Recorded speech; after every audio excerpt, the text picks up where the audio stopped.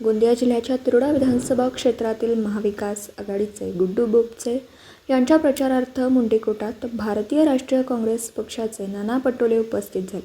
महाविकास आघाडीच्या उमेदवारांना मतदान करून विजयी करण्याचे यावेळी त्यांनी आवाहन केले. आरोग्य, शेती, रोजगार अशा अनेक विषयांवर भाष्य करून सरकारवर ताशेरे ओढले. या सभेला मोठ्या प्रमाणावर नागरिकांनी हजेरी लावली होती. गोंदियाहून प्रतिनिधी अमरदीप बडवे. आगळं वेगळं महत्व आहे आणि त्या आपल्या भंडारा गोंदिया जिल्ह्यासाठी आगळं वेगळं महत्व आहे आणि म्हणून गुड्डू बोपचे हे 50,000च्या मताधिक्यापेक्षा जास्त मतानं निवडून आले पाहिजे.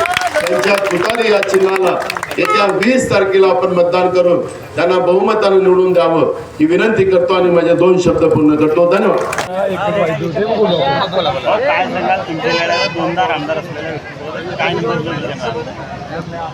मी सगळ्या आतापर्यंत जेवढे मी भाषण केले आहे त्यामधली क्लिअर लोकांना सांगितलं आहे की विजय भाऊ रहांगले जे 2 टर्मचे आमदार आहेत, 2 टर्मचे सभापती होते, पण त्यांना विधानसभेला घेऊन त्यांचं कुठलंही प्रॉपर नियोजन नाही आहे. ते फक्त आणि फक्त पैसे कमवण्यासाठी राजकारणात आले आहे. रोड, रस्ते, नालीशिवाय त्यांना काही दिसत नाही. मतदारसंघामध्ये अनेक समस्या आहेत. सगळ्यात पहिले सांगितलं आहे शिक्षणाची समस्या. यांचं सरकार जिल्ह्यात, यांचं ते स्वतः आमदार, सरकार महाराष्ट्रात, सरकार केंद्रात. याच्या सरकारनं देशातला लाखो शाळा बंद केल्या सरकारी. आमच्या महाराष्ट्र सरकारने जवळपास 60,000 शाळा बंद केल्या.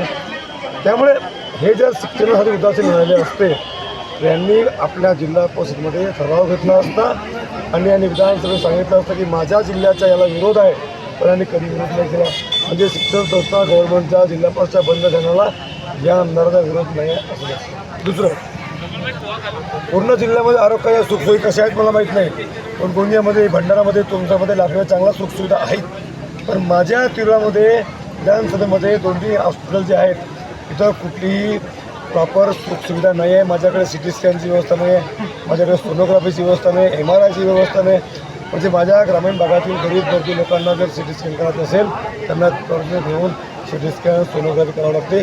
हे माझं हे राहणार आहे. मी आमदार झालो तर पहिल्या 1-1.5 वर्षामध्ये एक चांगलं हॉस्पिटल तयार करून त्याच्यामध्ये सगळ्या सुविधा उपलब्ध घटना कशा होतील आणि गरीब लोकांसाठी निःशुल्क कशा होतील हे करण्याचा प्रयत्न मी करणार आहे.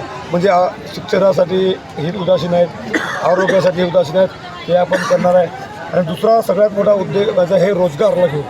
माझ्या तिरोडामध्ये अदानीसारखा मोठा प्रोजेक्ट आहे.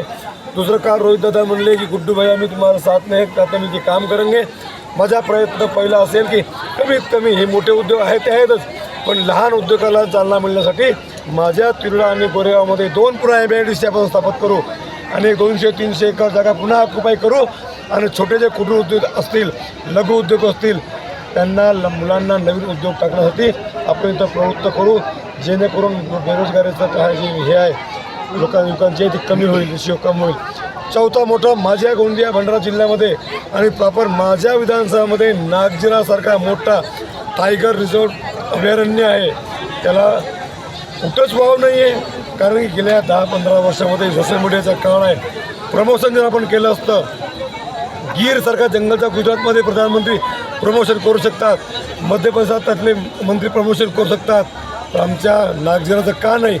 विदर्भात तळोबाचं प्रमोशन होऊ शकतं, पण आमचं इथलं प्रमोशन नाही. जर उद्या आपण आमदार झालो तर आपण नागजिरा अभयारण्याचं एवढं चांगलं प्रमोशन करू की माझ्या मतदारसंघातील मुलांना इथं रोजगार उपलब्ध होईल. हॉटेल्स होतील, लहान हॉटेल, मोठे हॉटेल, मध्यवर्गीय हॉटेल. इथं बाहेरचे पर्यटक येतील, लहान सहान दुकान असतील, हॉटेल्स असतील, पानठेले असतील, सायकल रिपेअरिंग, मोटर रिपेअरिंग, अनेक उद्योग असतात. जेव्हा पब्लिक येते तेव्हा लहानपासून मोठे सगळे उद्योगाला चालना मिळते आणि आपण आमदार झालो तर नागरिकांना आपण इथं चांगल्या प्रकारे डेव्हलप करण्याचं काम करू. असे अनेक विषय आहेत आपण इथं करू शकतो. दिवसभरातील घडामोडींचा आढावा घेण्यासाठी पाहत रहा N24 मराठी न्यूज चॅनल.